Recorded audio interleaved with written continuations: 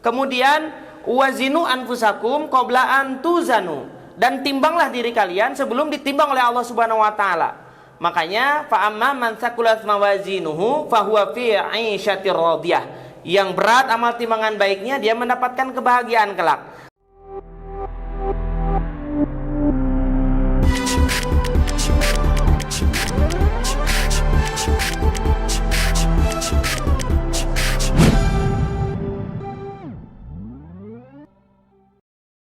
Hadirin sidang Jum'ah yang dimuliakan Allah Subhanahu wa taala, ada yang disebut manajemen operasional.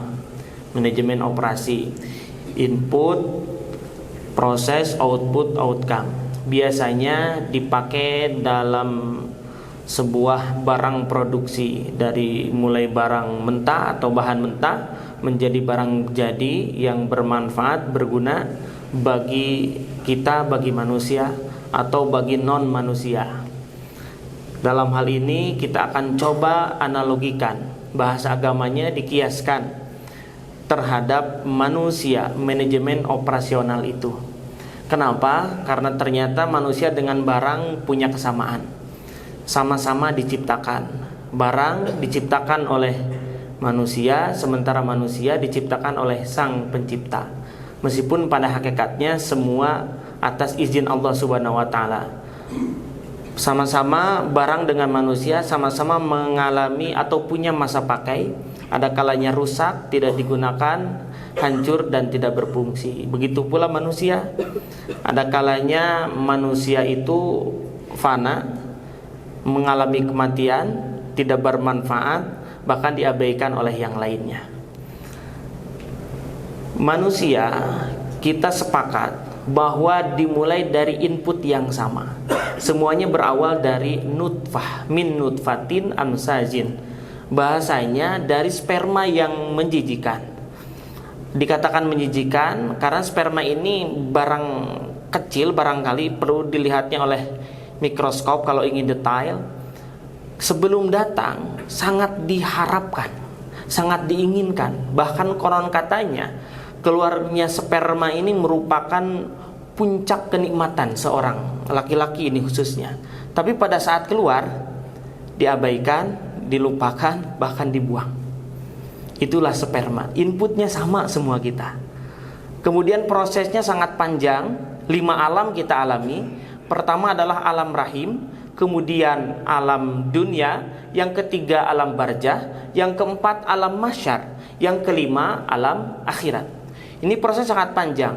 Outputnya saqiyun finnari au sa'idun fil jannah. Dia akan celaka selamanya di neraka atau dia akan bahagia selamanya di surga. Outcome-nya apa? Semuanya sama. Outcome-nya semoga kita mendapatkan ridho Allah Subhanahu wa taala, semoga kita bertemu dengan Allah Subhanahu wa taala. Maka ketika input proses outputnya bagus, dia akan memperoleh outcome bertemu dengan Allah Subhanahu wa taala seperti bertemunya baginda tercinta Muhammad sallallahu alaihi wasallam pada saat Isra Mi'raj. Menurut Al-Imam An-Nawawi bi'ainai ra'sihi, dengan kedua mata kepalanya melihat langsung Kangjeng Nabi pada saat Isra Mi'raj, melihat langsung wajahnya Allah Subhanahu wa taala. Ini adalah outcome kita. Ketika dia berhasil mengelola input, output, outcome-nya, maka insya Allah akan bertemu dengan Allah Subhanahu wa taala. Dari input yang tadi, yang sama, semua kita berawal dari sperma, kemudian mengalami proses yang cukup panjang. Di alam rahim panjang, rata-rata 9 bulan. Ada yang kurang, jarang yang lebih. Memang beberapa ada yang lebih, seperti dikisahkan Imam Syafi'i itu 4 tahun di dalam kandungan. Kemudian di alam dunia, umatnya sama dengan usia nabinya. Baginda Nabi 63 tahun. Makanya kata Nabi 60-70 tahun. Yang lebih dari 60-70 tahun bersyukur kepada Allah. Semoga umurnya berkah. Khairukum man tala amruhu wa hasuna amaluhu. Sebaik-baik kalian adalah diberikan usia bonus panjang, kemudian juga baik amalnya. Semakin tua semakin soleh, semakin tua semakin rajin ke masjid, semakin tua semakin rajin dia bersedekah, semakin tua semakin dekat kepada Allah Subhanahu wa taala. Adapun yang kita masih muda, semoga diberikan usia yang panjang sehingga kita bisa mengalami masa tua. bisa menikmati pensiun, bisa menikmati hasil kerja waktu muda. Karena ada istilah, jangan sampai kita menjadi bagian seperti orang yang waktu mudanya riweh, banyak kariweh, banyak kesibukan, tapi waktu tuanya ripuh, sakit-sakitan, tidak menikmati hasil mudanya, ditinggalkan oleh anak istrinya, usahanya, investasinya gagal, tidak bisa dia mendatangkan passive income dan lain sebagainya. Itu harapan bagi kaula muda. Dan harapan juga bagi orang tua. Mudah-mudahan selama prosesnya di dunia yang pendek ini, jangan kira bahwa proses di dunia itu paling lama. Justru di dunia itu pendek. Paling pendek alam rahim, kemudian pendek yang kedua adalah di alam dunia. Setelah itu kita akan masuk fase berikutnya, proses berikutnya. Setelah di alam dunia, alam barzah. Yang jadi pemisahnya adalah kematian. Kullu nafsin dha'iqatul maut. Setelah mati kita masuk alam barzah. Berapa lama di alam barzah sampai datangnya hari kiamat? Berapa lama di alam barzah sampai datangnya hari kiamat? Pertanyaannya, kiamat sudah atau belum? Kita jawab belum. Kapan datangnya? Tidak tahu. Baginda Nabi saya tidak menjelaskan. Berarti berapa lama di alam barzah? Hampir lama sekali, bisa puluhan ribu tahun. Orang dunia saja hidupnya sudah dari zaman Nabi Adam. Dikisahkan Nabi Adam usianya ribuan tahun, begitu pula Nabi Nuh dan seterusnya. Yang pendek itu usia umatnya baginda Muhammad SAW, usia akhir zaman. Kiamat belum terjadi. Makanya dari zaman Nabi Adam sampai dengan Nabi Isa sampai dengan baginda Nabi Muhammad SAW, posisinya masih di mana? Di alam barzah. Karena di alam barzah ada yang bagja, ada yang bahagia di alam barzah, ada juga yang diberikan siksa di alam barzah. Karena waktunya yang sangat lama. Kemudian setelah alam barzah terjadi kiamat, maka akan berpindah alam ke alam mahsyar. Di alam mahsyar dua hal yang kita dapatkan. Hasibu anfusakum qabla an tuhasabu. Kita akan dihisab oleh Allah Subhanahu wa taala. Maka kata Nabi, hisablah diri kalian, evaluasi diri kalian. Kalau setahun sekali, biasanya pada pertengahan Sya'ban, itu hadisnya banyak didapatkan, maka ada amalan khusus malam nisfu Sya'ban. Agar apa? Agar kita pada saat diangkat amalnya dalam keadaan baik-baik saja, dalam keadaan husnul khotimah. Kemudian wazinu anfusakum qabla an tuzanu, dan timbanglah diri kalian sebelum ditimbang oleh Allah Subhanahu wa taala. Makanya fa amma man thaqulat mawazinuhu fahuwa fi 'aisyatir radiyah. Yang berat amal timbangan baiknya, dia mendapatkan kebahagiaan kelak. Kalau amal timbangan baiknya sedikit, maka siap-siap mendapatkan celakanya Allah Subhanahu wa taala. Dua hal di alam mahsyar, dihisab kita dan ditimbang kita. Setelah itu kita masuk ke proses berikutnya, yaitu ke alam akhirat. Ada surga, ada neraka. Nah, outcome-nya ketika masuk neraka berarti kita akan syakiyun, akan menderita di sana. Berapa lama? Selama-lamanya. Kemudian ketika kita masuk surga akan mendapatkan sa'idun, kebahagiaan. Berapa lama? Selama-lamanya.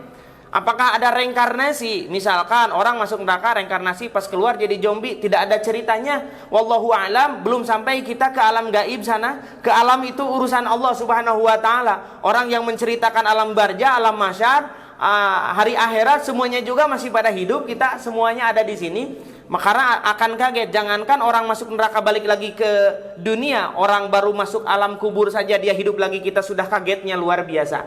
Karenanya kita tidak berpikir sejauh itu, tapi apa kata Nabi Muhammad SAW, apa bekal yang kalian siapkan untuk mengalami proses yang panjang setelah hidup di dunia? Karenanya banyak orang melatih diri dengan menceritakan kehidupan akhirat. Namanya tarhib, agar orang tuh cinta terhadap kehidupan akhirat. Ada juga targhib, bagaimana orang itu takut dengan ancaman neraka, takut dengan hari mahsyar, takut dengan timbangan yang panjang, karena terlalu banyak harta yang ditumpuk oleh kita, karena terlalu banyak jabatan yang tidak dipertanggungjawabkan, karena terlalu banyak karyawan yang didolimi oleh kita, kita tidak bisa berbuat adil dan lain sebagainya. Takut dengan hal itu disebut dengan apa? Targhib namanya.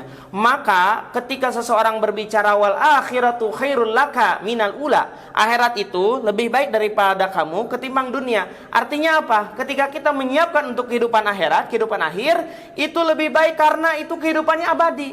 Ada istilah orang tua, di dunia mah cuma sementara. Kita harus sepakat dengan hal ini.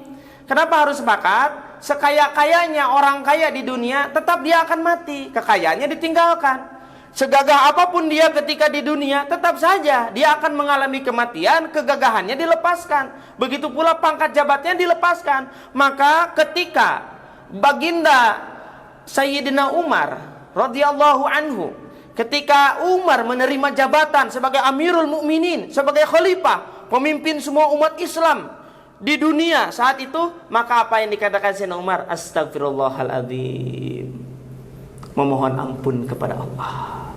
Kullukum ra'in wa kullukum mas'ulun an ra'iyati. Setiap kalian itu adalah pemimpin, dan tahukah dosa yang dilakukan anak buahmu menjadi tanggung jawabmu. Kebaikan yang dilakukan anak buahmu menjadi pahala bagimu.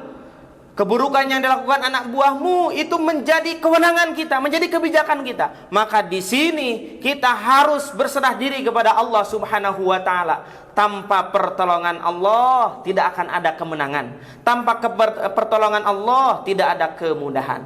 Maka ada kalimat di dalam Al-Quran, intan surullaha yansurkum. Kalau ingin ditolong oleh Allah Subhanahu wa ta'ala, maka tolonglah agama Allah. Kalau kita mau ingin ditolong oleh Allah Subhanahu wa ta'ala, maka bantulah manusia, bantulah mereka keluar dari kesulitannya, keluar dari kehidupan yang rumitnya, bantulah mereka dari permasalahan-permasalahan. Tampillah kita sebagai pribadi yang memberikan motivasi kepada setiap individu yang berada di wilayah kita, yang berada di bawah komando kita, yang berada di wilayah kendali kita. Dititipkan oleh Allah minimalnya 2. Siapa itu? Ku anfusakum wa ahlikum naro. Wahai kalian, jagalah diri kamu, lalu perhatikanlah anak istri kamu, perhatikanlah keluarga kamu. Diamanahi oleh Allah menjaga diri kita sendiri. Minimal diri kita selamat dari siksaan api neraka. Minimal diri kita mendapatkan kebahagiaan surga. Outputnya, belum outcome tuh, belum tentu kita bertemu Allah Subhanahu wa taala. Kemudian yang kedua, kita harus menjaga keluarga kita agar anak istri kita selamat juga dari siksaan neraka, agar anak istri kita juga bisa mendapatkan kebahagiaan yang kekal dan abadi. Maka menceritakan tentang kehidupan akhirat itu keutamaannya lebih besar. Tafakkuru sa'atin khairun min ibadati sittina sanatan. Berpikir tentang kehidupan akhirat, berpikir tentang amal soleh, merencanakan tentang amal-amal yang baik, maka lebih bagus daripada ibadah 60 tahun. Mudah-mudahan semua langkah kita diberikan kemudahan oleh Allah Subhanahu wa taala. Amin ya Allah ya rabbal alamin.